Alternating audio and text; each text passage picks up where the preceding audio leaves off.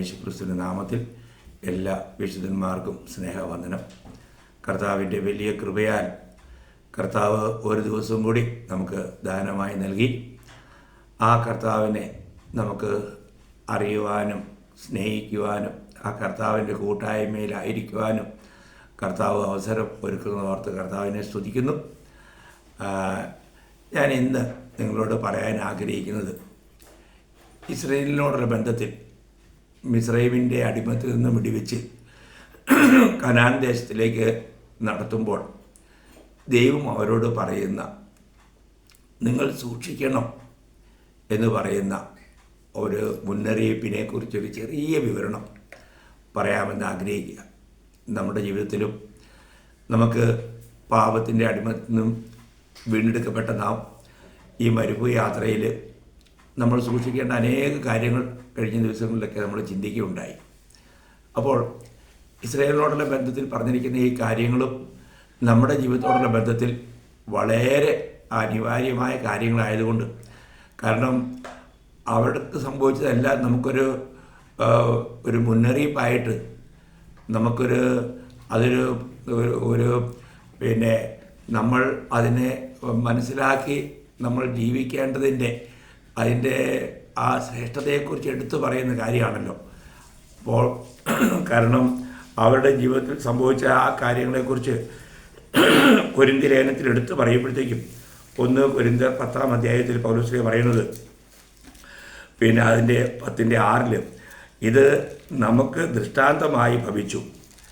അത് നമുക്ക് ദൃഷ്ടാന്തമായി ഭവിച്ചു. അപ്പോൾ അതിൻ്റെ 11-ാം വാക്യത്തിൽ ഇത് ദൃഷ്ടാന്തമായിട്ട് അവർക്ക് സംഭവിച്ചു, ലോകാവസാനം വന്നെത്തിയിരിക്കുന്ന നമുക്ക് ബുദ്ധി ഉപദേശത്തിനായി എഴുതിയുമിരിക്കുന്നു. അപ്പോൾ നമുക്കതൊരു ദൃഷ്ടാന്തമാണ്. നമ്മുടെ ജീവിതത്തിലും അങ്ങനെയൊക്കെ സംഭവിക്കാനുള്ള സാധ്യതകളുണ്ട്. അതിന്ന് സംഭവിച്ചുകൊണ്ടിരിക്കുന്നു എന്നുള്ളൊരു യാഥാർത്ഥ്യം അത് നമ്മൾ ഈ വചനങ്ങൾ ധ്യാനിക്കുമ്പോൾ നമുക്കത് മനസ്സിലാവും. അപ്പം നമ്മൾ അതിൽ നിന്ന് നമുക്ക് പഠിക്കേണ്ട അനേക പാഠങ്ങളുണ്ട്. അപ്പം അവരോട് പറയുമ്പോൾ പറയുന്ന കാര്യങ്ങൾ നമ്മൾ ആവർത്തന പുസ്തകത്തിൽ നിന്നാണ് നമ്മൾ ചിന്തിക്കുന്നത്. ആവർത്തന പുസ്തകത്തിൽ 8-ാം അധ്യായം അതിൻ്റെ 11 മുതൽ 17 വരെയുള്ള വാക്യങ്ങളിലാണെങ്കിലും ഞാൻ ആ പോയിന്റുകൾ മാത്രം, കാരണം അത്രയും നിങ്ങൾ സമയം പോലെ അതൊന്ന് വായിച്ച് ധ്യാനിക്കുക. അപ്പോൾ അവിടെ 4 കാര്യങ്ങളെക്കുറിച്ചാണ് കർത്താവ് എടുത്തു പറയുന്നത്. അതിൽ ഒന്നാമത്തെ കാര്യം അതിൻ്റെ 1ഉം 2ഉം കാര്യം ആ 8-ാം അധ്യായം ആവർത്തനം 8-ന്റെ 11-ാം വാക്യത്തിൽ തന്നെയുണ്ട്. ഒന്ന്, നിന്റെ ദൈവമായ യഹോവയെ നീ മറക്കാതിരിപ്പാൻ നീ സൂക്ഷിക്കണം. അപ്പം അത് വളരെ വിലപ്പെട്ടൊരു കാര്യമാണ്. നിന്റെ ദൈവമായ യഹോവയെ നീ മറക്കാതിരിപ്പാൻ സൂക്ഷിക്കണം. രണ്ടാമത്തതും അതിനകത്ത് തന്നെയുണ്ട്, ഞാൻ ഇന്ന് നിന്നോട് കൽപ്പിക്കുന്ന അവൻ്റെ കൽപ്പനകളും വിധികളും ചട്ടങ്ങളും അലക്ഷ്യമാക്കാതിരിക്കണം. ആ കാര്യം സൂക്ഷിക്കണം എന്ന് പറഞ്ഞാൽ നമ്മൾ ദൈവത്തിൻ്റെ നിയമത്തെ അലക്ഷ്യമാക്കരുത്. മൂന്നാമത്തെ കാര്യം അതിൻ്റെ 14-ാം വാക്യത്തിലാണ്. അപ്പോൾ അവിടെ വായിക്കുന്നത്, നിന്റെ ഹൃദയം നിഗളിക്കാതിരിപ്പാൻ. പല നിലകളിൽ ജനങ്ങളിലേക്ക് നിഗളം കടന്നു വരാം. അപ്പോൾ നിഗളിക്കാതിരിക്കാൻ നീ സൂക്ഷിക്കണം. നമുക്കറിയാം, ഒന്നാമത്തെ പാവം നിഗളമായിരുന്നു. ലൂസിഫറിന് സംഭവിച്ചത് നിഗളമായിരുന്നു എന്ന് നമുക്കറിയാം.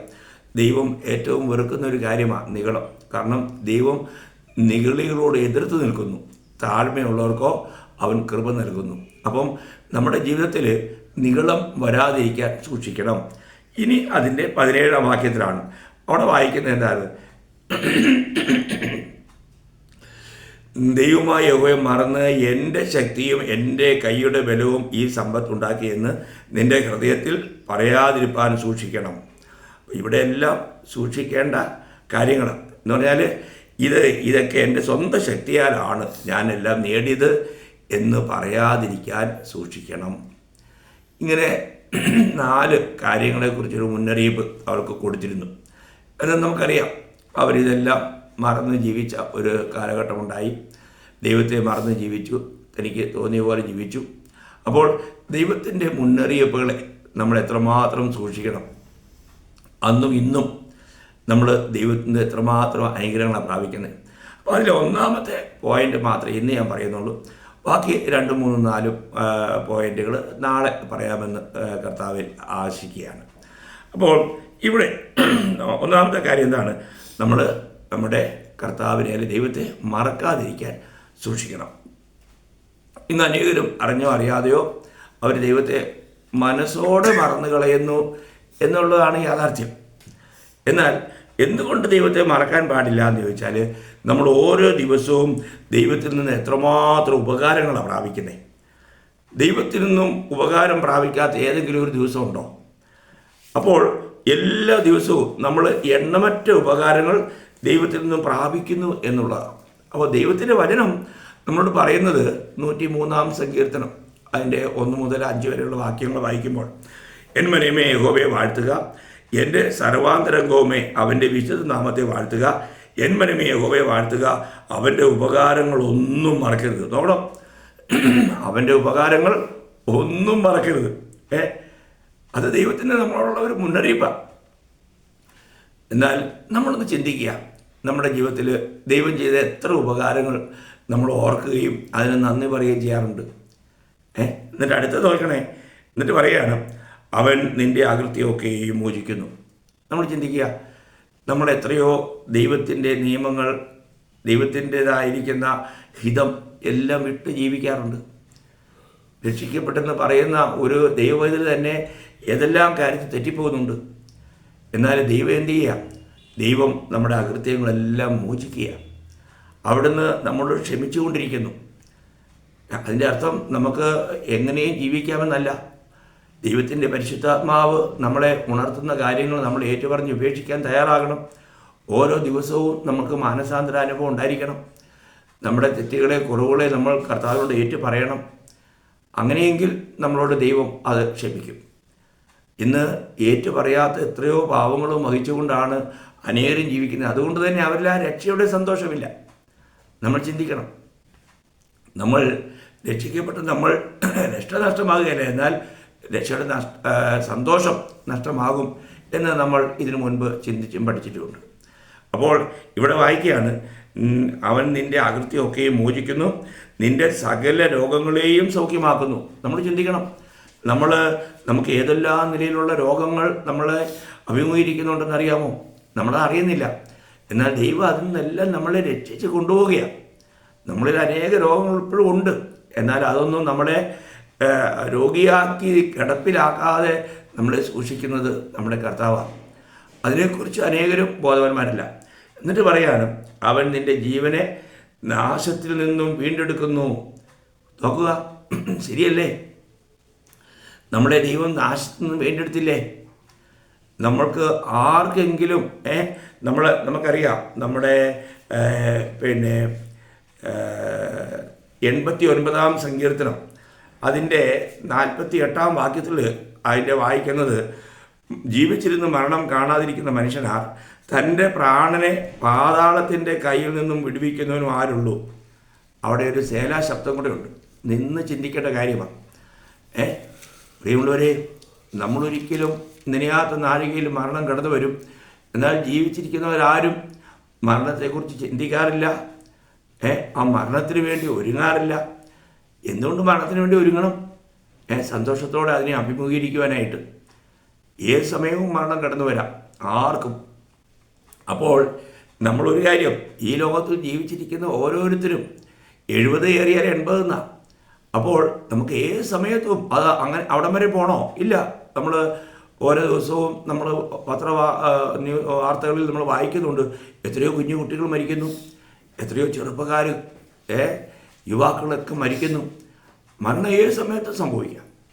അപ്പോൾ ഇവിടെ ദൈവത്തിന് വചനം പറയുന്നത്, തൻ്റെ പ്രാണനെ പാതാളത്തിൻ്റെ കയ്യിൽ നിന്നും വിടുവിക്കുന്നവനും ആരുള്ളൂ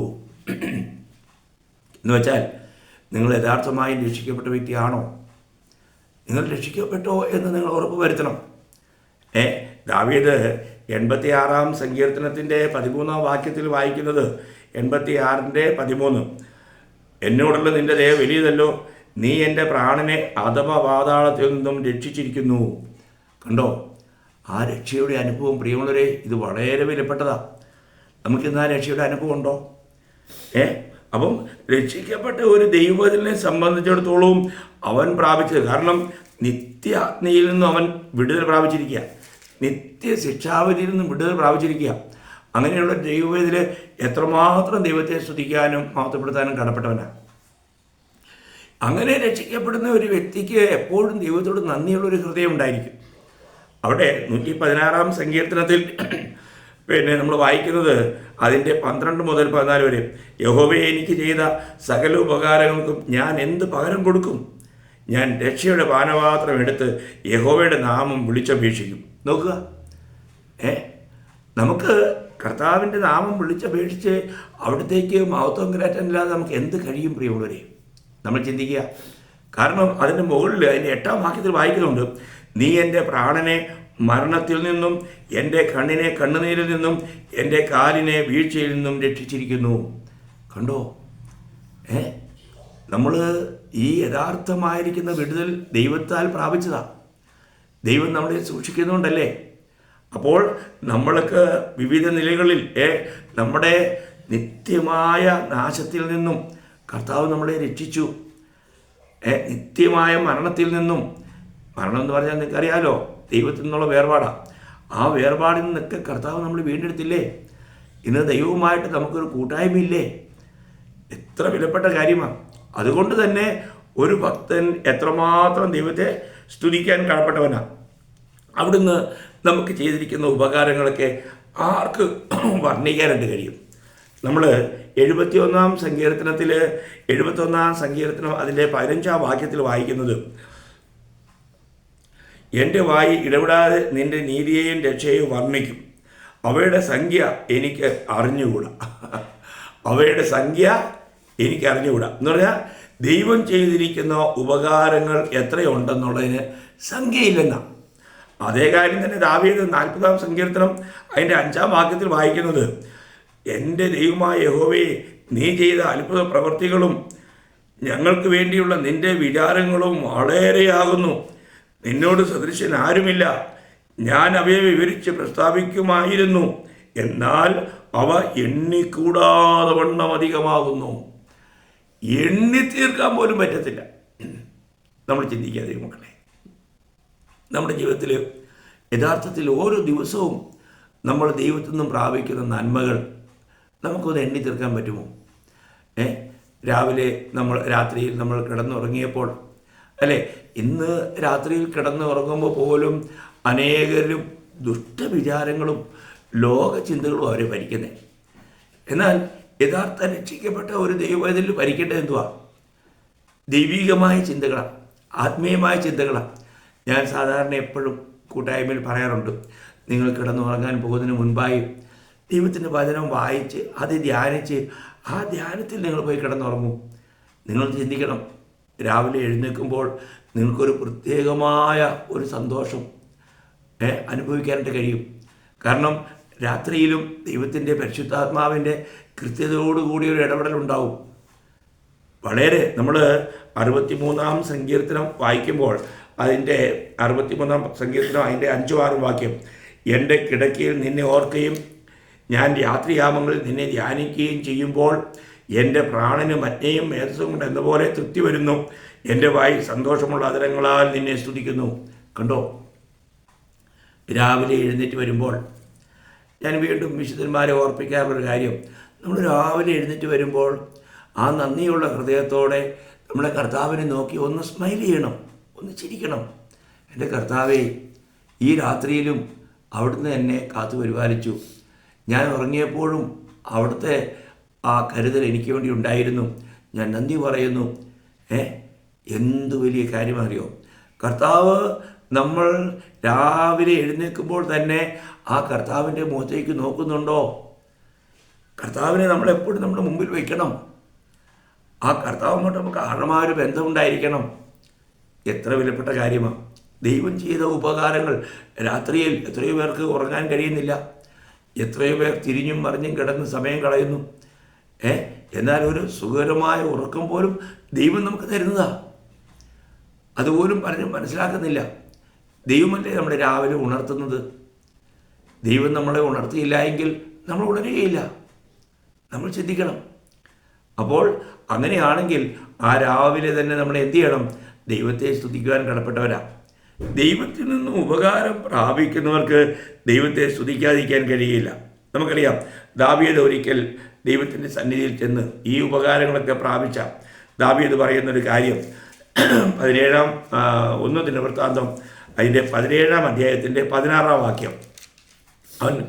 അപ്പോൾ ദാവീദ് അകത്ത് ചെന്ന് യഹോവയുടെ സന്നിധിയിൽ ഇരുന്ന് പറഞ്ഞതെന്നാൽ, യഹോവയായ ദൈവമേ, നീ എന്നെ ഇത്രത്തോളം കൊണ്ടുവരുവാൻ ഞാൻ ആർ, എൻ്റെ ഗ്രഹവും എന്തുള്ളൂ. നോക്കുക, ദൈവം അവനോട് ചില വാഗ്ദത്തങ്ങൾ പറഞ്ഞപ്പോൾ ദാവീദ് പറയുന്നൊരു കാര്യമാണ്, എൻ്റെ ദൈവമേ. നമ്മളോടുള്ള ദൈവത്തിൻ്റെ സ്നേഹവും കരുണയൊക്കെയാണ് പ്രിയമുള്ളവരെ. നമ്മളെ എത്രമാത്രം ദൈവം സ്നേഹിക്കുന്നറിയാവും. അപ്പം പിതാവ് ഏകജാതനായ നമ്മുടെ കർത്താവിനെ സ്നേഹിക്കുന്ന പോലെ അതേ സ്നേഹത്തിലാണ് നമ്മളെ സ്നേഹിക്കുന്നത്. നമ്മൾ മനസ്സിലാക്കണം. നമ്മൾ യോഹന്നാൻ 17:23 ആ കാര്യം വായിക്കുന്നുണ്ട്. ഞാൻ ഒരു കാര്യം ഞാൻ പറയാം, നമ്മളോടുള്ള ദൈവത്തിൻ്റെ സ്നേഹവും കരുണയും കരുതലും എത്ര വലുതാണ്. ദൈവം നമുക്ക് ചെയ്തിരിക്കുന്ന ഉപകാരങ്ങൾ എത്ര വലുതാണ് പ്രിയമുള്ളവരെ. അപ്പോൾ ഈവൻ നമുക്കറിയാമല്ലോ, ഉൽപ്പത്തി പുസ്തകത്തിൽ യാക്കോബ് പറയുന്ന ഒരു കാര്യം, ഉൽപ്പത്തിയുടെ പുസ്തകം അതിൻ്റെ 31-ാം അധ്യായം 42-ാം വാക്യത്തിൽ നമ്മൾ വായിക്കുന്നത് ഇങ്ങനെയാണ്: എൻ്റെ പിതാവിൻ്റെ ദൈവമായ അബ്രഹാമിൻ്റെ ദൈവവും ഇസ്ഹാക്കിൻ്റെ ദൈവവുമായവൻ എനിക്കില്ലായിരുന്നു എങ്കിൽ നീ ഇപ്പോൾ എന്നെ വെറുതെ അയച്ചു കളയുമായിരുന്നു. നോക്കണം, നീ എന്നെ വെറുതെ അയച്ചു കളയുമായിരുന്നു. ദൈവം എൻ്റെ കഷ്ടതയും എൻ്റെ കൈകളുടെ പ്രയത്നവും കണ്ട് കഴിഞ്ഞ രാത്രി ന്യായം വിധിച്ചു. ഇവിടെ യാക്കോബ് പറയുകയാണ്, ദൈവമില്ലായിരുന്നെങ്കിൽ ഞാൻ ശൂന്യനായിട്ട് പോകേണ്ടി വന്നേനെ.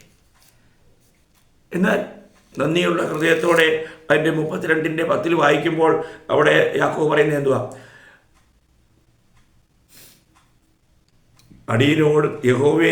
അടിയനോട് കാണിച്ചിരിക്കുന്ന സകല ദയയ്ക്കും സകല വിശ്വസ്തതയ്ക്കും ഞാൻ അപാത്രമത്രേ. കണ്ടോ, ഞാൻ അപാത്രമത്രേ. ഞാൻ ഇതിനൊന്നിനും യോഗ്യനല്ല കർത്താവേ.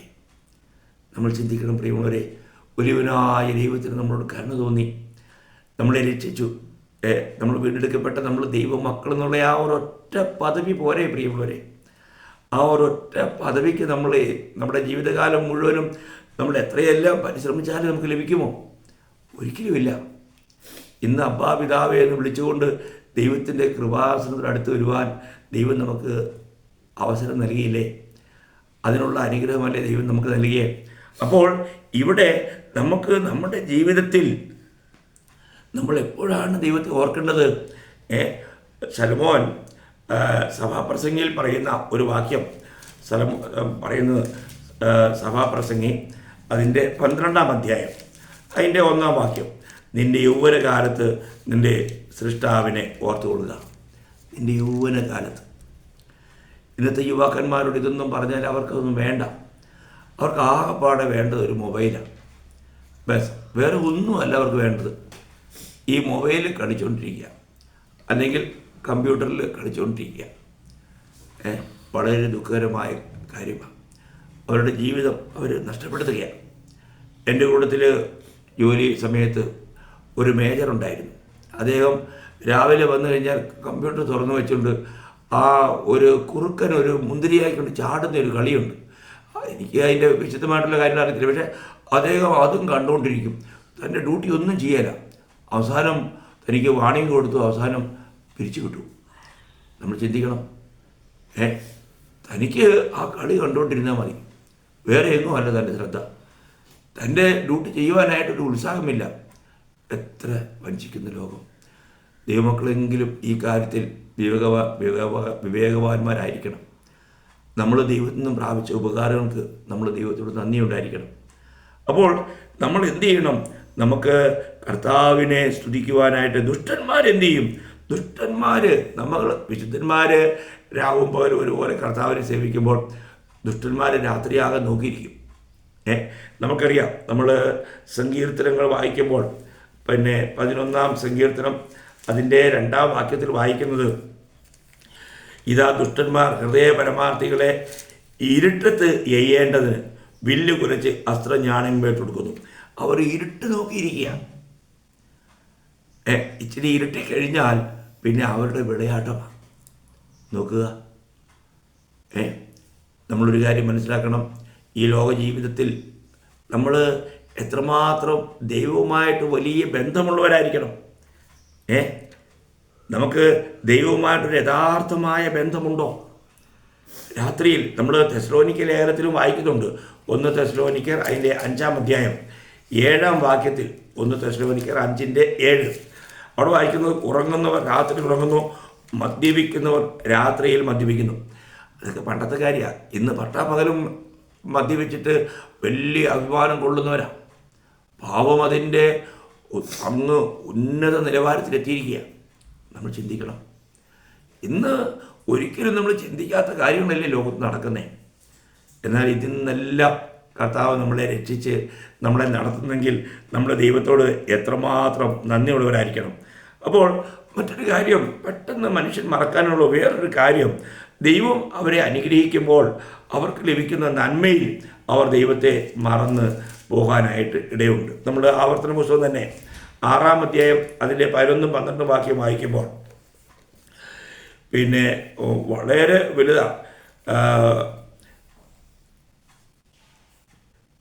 അപ്പോൾ ഇവിടെ നമ്മൾ അതിൻ്റെ ആക്ച്വലി പിന്നെ 10 പോലും വായിക്കണം. നിന്റെ ദൈവമായ യഹോവ നിനക്ക് തരാമെന്ന് അബ്രഹാം, ഇസ്ഹാക്ക്, യാക്കോബ് എന്ന നിന്റെ പിതാക്കന്മാരോട് സത്യം ചെയ്ത ദേശത്തേക്ക് നിന്നെ കൊണ്ടുവന്ന് നീ പണിയാത്ത വലുതും നല്ലതുമായ പട്ടണങ്ങളും നീ നിറയ്ക്കാതെ സകല സമ്പത്തും നിറഞ്ഞിരിക്കുന്ന വീടുകളും നീ കുഴിക്കാത്ത കിണറുകളും നീ നട്ടുണ്ടാക്കാത്ത മുന്തിരിത്തോട്ടങ്ങളും ഒലിവ് തോട്ടങ്ങളും നിനക്ക് തരികയും നീ തിന്ന് തൃപ്തി പ്രാപിക്കുകയും ചെയ്യുമ്പോൾ നിന്നെ അടിമ വീടായ മിസ്രൈമിൽ നിന്നും കൊണ്ടുവന്ന യഹോവയെ മറക്കാതിരിപ്പാൻ സൂക്ഷിച്ചുകൊള്ളുക. അപ്പോൾ ഇവിടെ നമുക്കറിയാം, ആൾക്കാർ തിന്ന് കഴിയുമ്പോൾ എല്ലാം മറന്നുപോകും. നമ്മൾ സാധാരണ മലയാളത്തിലൊരു ഒരു ചൊല്ലുണ്ടല്ലോ, പാലം കിടക്കുവോളം നാരായണ നാരായണ, പാലം കിടന്നു കഴിയുമ്പം കൂരായണ കൂരായണ എന്ന് പറയുന്ന പോലെ മനുഷ്യൻ തിന്ന് തൃപ്തനാകുമ്പോൾ ആരാ ദൈവം, എല്ലാ ദൈവം, ദൈവത്തെ കൊണ്ട് എന്ത് കാര്യം, ഇങ്ങനെയൊക്കെ ചിന്തിച്ച് പറയുന്ന അനുഭവങ്ങൾ നമുക്ക് പലരെയും ജീവിതത്തിൽ കാണാൻ പറ്റും. ദൈവമക്കളെ നമ്മൾ വളരെ സൂക്ഷിക്കണം. നമ്മൾ എത്രമാത്രം ദൈവത്തോട് നന്ദിയുള്ളവരായിരിക്കണം.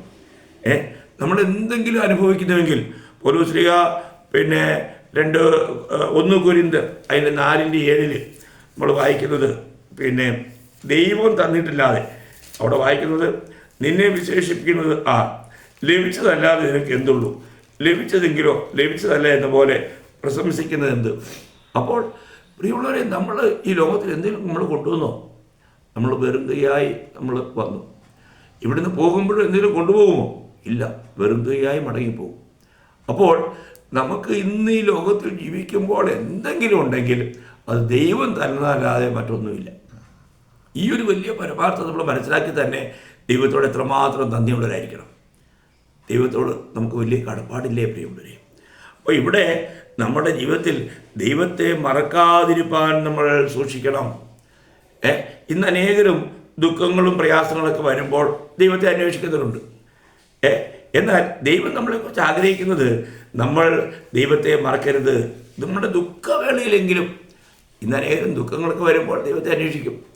യോനായെ പിടിച്ച് കടലിൽ എറിഞ്ഞു, മത്സ്യത്തിൻ്റെ ഉള്ളിലിരുന്നപ്പോൾ യോന നിലവിളിച്ചു. അവൻ്റെ ദുഃഖവേളയിൽ യോനയുടെ പുസ്തകത്തിൽ നമ്മൾ വായിക്കുന്നുണ്ട്. യോന 2:7 വായിക്കുന്നത്, എൻ്റെ പ്രാണൻ എൻ്റെ ഉള്ളിൽ ക്ഷീണിച്ചു പോയപ്പോൾ ഞാൻ യഹോവയെ ഓർത്തു. എൻ്റെ പ്രാർത്ഥന നിൻ്റെ വിശുദ്ധ മന്ദിരത്തിൽ നിൻ്റെ അടുക്കലെത്തി. അപ്പോൾ താൻ എപ്പോഴാണ് ഓർത്തേ? എൻ്റെ പ്രാണൻ എൻ്റെ ഉള്ളിൽ ക്ഷീണിച്ചു പോയപ്പോൾ. നോക്കണം, ആ ദുഃഖവേളയിൽ ദൈവത്തെ ഓർക്കുവാനിടയായി. ചിലർ ദുഃഖവേളയിൽ പോലും ദൈവത്തെ മറന്നു കളഞ്ഞിട്ട് പോയി ആത്മഹത്യ ചെയ്യുന്നവരെ നമ്മൾ കാണാൻ പറ്റും. നമ്മൾ ചിന്തിക്കണം ദൈവമക്കളെ, നമ്മുടെ ദുഃഖത്തിൻ്റെ വേളയിൽ നമ്മൾ സ്മരിക്കേണ്ടത് നമ്മുടെ കർത്താവിനെയാണ്. കർത്താവിനെ ഓർക്കണം ഏത് ദുഃഖവേളയിലും. നമുക്കറിയാം, പൗലോസിനെയും ശീലാസിനെയും പിടിച്ച് വളരെ അടിച്ച് ആ കാരാഗൃഹത്തിൽ കിടക്കുമ്പോൾ അവർ അർദ്ധരാത്രിയിൽ അവർ പ്രാർത്ഥിച്ച് പാടി സ്തുതിച്ചു. അവർ ദൈവത്തെ സ്തുതിക്കുകയതേ. കല്ലെറി കൊള്ളുമ്പോഴും സ്തെഫാനോസ് സ്വർഗത്തിലേക്ക് ഉയരങ്ങളിലേക്ക് നോക്കുകയതേ. നമ്മുടെ ഏത് പ്രതികൂലത്തിലും നമ്മൾ ദൈവത്തെ ഓർക്കണം. അവിടെ ദൈവത്തിൻ്റെതായിരിക്കുന്ന ഒരു വലിയ കൃപ നമ്മളിലേക്ക് പകരപ്പെടും. എത്ര അനുഗ്രഹിക്കപ്പെട്ട ബന്ധമാണ് ദൈവമായിട്ട്. അപ്പോൾ നമ്മൾ അങ്ങനെ ദൈവത്തെ നമ്മൾ അറിഞ്ഞില്ല എങ്കിൽ ദൈവത്തിന് വചനം തരുന്ന ചില മുന്നറിയിപ്പുകൾ ഞാൻ പ്രത്യേകം പറയട്ടെ. ദൈവത്തെ മറക്കുന്നവർ അവർക്ക് നിത്യനിന്ദയും മറന്നുപോകാത്ത നിത്യലജ്ജയും അവർക്ക് വരുത്തും എന്നാണ് യിരെമ്യാ പ്രവചനം 23:40 നമ്മൾ വായിക്കുന്നത്. മാത്രമല്ല അവർ കരച്ചിലേക്ക് തിരിയും എന്ന് യിരെമ്യാവ് തന്നെ 3:21 പറയുന്നുണ്ട്. അപ്പോൾ മാത്രമല്ല സങ്കീർത്തനം 50:22 എല്ലാവർക്കും വളരെ സുപരിചിതമായ വാക്യമാണ്. ദൈവത്തെ മറക്കുന്നവരെ ഓർത്തുകൊള്ളുവിൻ, അല്ലെങ്കിൽ ഞാൻ നിങ്ങളെ കീറിക്കളയും, വിടിവിപ്പാൻ ആരും ഉണ്ടാകുകയില്ല. നോക്കണം, അപ്പോൾ ദൈവം കീറിക്കളയുന്നൊരു അനുഭവം അങ്ങനെയുള്ളവർക്കുണ്ട്. ദൈവത്തെ മറക്കുന്നത് എത്ര ഭയങ്കരമാണ്. മാത്രമല്ല 9-ാം സങ്കീർത്തനം 17-ാം വാക്യത്തിൽ വായിക്കുന്നത് ദൈവത്തെ മറക്കുന്നവർ പാതാളത്തിലേക്ക് തിരിയും എന്ന് പറഞ്ഞാൽ ആ ലാസറും ധനവാനും ഉണ്ടല്ലോ, ആ ധനവാൻ പോയി കിടക്കുന്ന പാതാളം അത് ഒരു തീക്കുണ്ടമാണ്. അത് നിത്യനരകമല്ല. എന്നാൽ അതിന് മുമ്പ് ന്യായവിധിക്ക് മുമ്പുള്ള മരണാനന്തരം ഒരു പാപി പോകുന്ന ഇടമാണ്. നമ്മൾ ചിന്തിക്കണം, നമ്മുടെ ജീവിതത്തിലേക്ക് നമ്മൾ എന്തിനു വേണ്ടിയാണ് ഒരുങ്ങേണ്ടേ? നമ്മുടെ കർത്താവിന് വേണ്ടി തന്നെ നമ്മൾ ഒരുങ്ങിയിരിക്കുകയാണോ? നമ്മുടെ ജീവിതത്തിൻ്റെ ഓരോ കാര്യങ്ങളെയും നമ്മൾ ചിന്തിക്കണം. അപ്പോൾ ഇവിടെ ഇസ്രയേലിനോടുള്ള ബന്ധത്തിൽ പറഞ്ഞ ആ കാര്യങ്ങൾ ഇന്ന് നമ്മളോടുള്ള ബന്ധത്തിലും നമുക്കറിയാം. ഇന്ന് നമ്മൾ ലവോദിക്ക പീരീഡിൻ്റെ സമയത്താണ്. ആ സമയത്തുള്ള ജനങ്ങളെല്ലാം അവർ ലോകപ്രകാരമുള്ള നന്മകളിൽ മതിച്ച് ദൈവത്തെ മറന്ന് അവിടെ എന്താ, ദൈവം പുറത്താണ്, വാതിൽക്കൽ നിന്ന് മുട്ടുകയാണ്. നോക്കുക, അകത്ത് ഭയങ്കര പാട്ടും മേളയാണ്, പക്ഷെ ദൈവം അവരുടെ കൂടെ ഇല്ല. അത് നമ്മൾ ചിന്തിക്കണം. അപ്പം അതുകൊണ്ട് ദൈവത്തിൻ്റെ വചനം ഒന്നാമതായി മുന്നറിയിപ്പ് തരുന്നത് ദൈവത്തെ മറക്കാതിരിക്കാൻ സൂക്ഷിക്കുക. പ്രിയ ദൈവമക്കളെ, ഞാൻ നിങ്ങളോട് പറയട്ടെ, ഇന്നത്തെ നമ്മുടെ ജീവിതത്തിൽ നമുക്ക് ദൈവത്തിന് ഒന്നാം സ്ഥാനം കൊടുക്കാൻ കഴിയുന്നുണ്ടോ? ആദ്യമേ അവൻ്റെ രാജ്യവും നീതിയും അന്വേഷിക്കാൻ നമുക്ക് കഴിയുന്നുണ്ടോ? ഉയരത്തിലെ ചിന്തകൾ നമ്മൾ ഇന്ന് ആയിരിക്കുന്നുണ്ടോ? ഞാൻ എപ്പോഴും എൻ്റെ കർത്താവിനോട് കൂടി ആയിരിക്കേണ്ടവനാണ് എന്നുള്ള ബോധം നമ്മളെ ഭരിക്കുന്നുണ്ടോ? എവിടെയെങ്കിലും നമ്മൾ യോസഫും മറിയാവും യേശുവുമായിട്ട് യെരുശലേമിൽ പോയി, എന്നാൽ അവർ മടങ്ങുമ്പോൾ യേശു കൂടെ ഉണ്ടായിരുന്നില്ല. ഉണ്ടായിരിക്കുമെന്ന് അവർ ചിന്തിച്ചു, അങ്ങനെ അവർ വിചാരിച്ചു. എന്നാൽ അവർ ചിന്തിച്ചതും വിചാരിച്ചതും തെറ്റാണെന്ന് അവരെ ഒന്ന് ശോധന ചെയ്തപ്പോഴാണ് മനസ്സിലായത്. 3-ാമത്തെ ദിവസം മടങ്ങിയവർക്ക് പോകേണ്ടി വന്നു. എവിടെ യേശു ആയിരിക്കുന്നോ അവിടെ ചെല്ലേണ്ടി വന്നു. അതിന് അവർക്ക് സമയമെടുത്തു. നമ്മളൊരു സ്വയശോധന ചെയ്യുന്നത് നന്നായിരിക്കില്ലേ? ഇന്ന് നമ്മൾ യഥാർത്ഥത്തിൽ ദൈവത്തിന് ഒന്നാം സ്ഥാനം കൊടുത്തുകൊണ്ട് കർത്താവിന് കർത്തൃത്വം കൊടുത്തുകൊണ്ടുള്ള ഒരു ജീവിതമാണോ നമ്മൾ നയിക്കുന്നത്? കർത്താവിനെ സ്വന്തം രക്ഷിതാവായി സ്വീകരിച്ചിട്ട് ഇന്ന് ആ രക്ഷകൻ ഇന്ന് നമ്മുടെ ജീവിതത്തിൽ സന്തോഷിക്കുന്നുണ്ടോ? കർത്താവിന് പ്രയോജനമുള്ള ഒരു ജീവിതമാണോ നമ്മൾ നയിക്കുന്നത്? അത് നമ്മൾ ചിന്തിക്കുന്നത് നന്നായിരിക്കും. നമ്മൾ 2 കൊരിന്ത്യർ 13:5 വായിക്കുന്നുണ്ട്, നിങ്ങൾ വിശ്വാസത്തിലിരിക്കുന്നു എന്ന് നിങ്ങളെ തന്നെ പരീക്ഷിപ്പിൻ. നിങ്ങളൊന്ന് ശോധന ചെയ്യണം. നമ്മുടെ ജീവിതത്തിൽ ആ ഒരു ശോധന നന്നായിരിക്കും. അതുകൊണ്ട് വഞ്ചിക്കപ്പെടാതിരിക്കാം. യോസഫും മറിയാവും അവർ പരിശോധിച്ചപ്പോഴാണ് മനസ്സിലായത് കൂടെ ഇല്ലെന്ന്. അപ്പോൾ നമുക്കും ഒരു പരിശോധന നന്നായിരിക്കും. അപ്പോൾ ദൈവത്തിൻ്റെ വചനം പറയുന്നു, ദൈവത്തെ മറക്കാതിരിക്കാൻ സൂക്ഷിക്കുക. ഇനിയുള്ള 3 കാര്യങ്ങൾ: നിയമം അലക്ഷ്യമാക്കാതിരിക്കാൻ, നിഗളിക്കാതിരിക്കാൻ, സ്വയശക്തിയിൽ പ്രശംസിക്കാതിരിക്കാൻ. ഈ കാര്യങ്ങൾ കർത്താവ് അനുവദിച്ചാൽ നാളത്തെ ക്ലാസ്സിൽ നിങ്ങൾ പങ്കുവയ്ക്കാം. ദൈവമായ കർത്താവ് വചനങ്ങളാൽ നിങ്ങളെ ധാരാളമായി അനുഗ്രഹിക്കട്ടെ. കർത്താവിന് മാത്രം ഉണ്ടാകട്ടെ.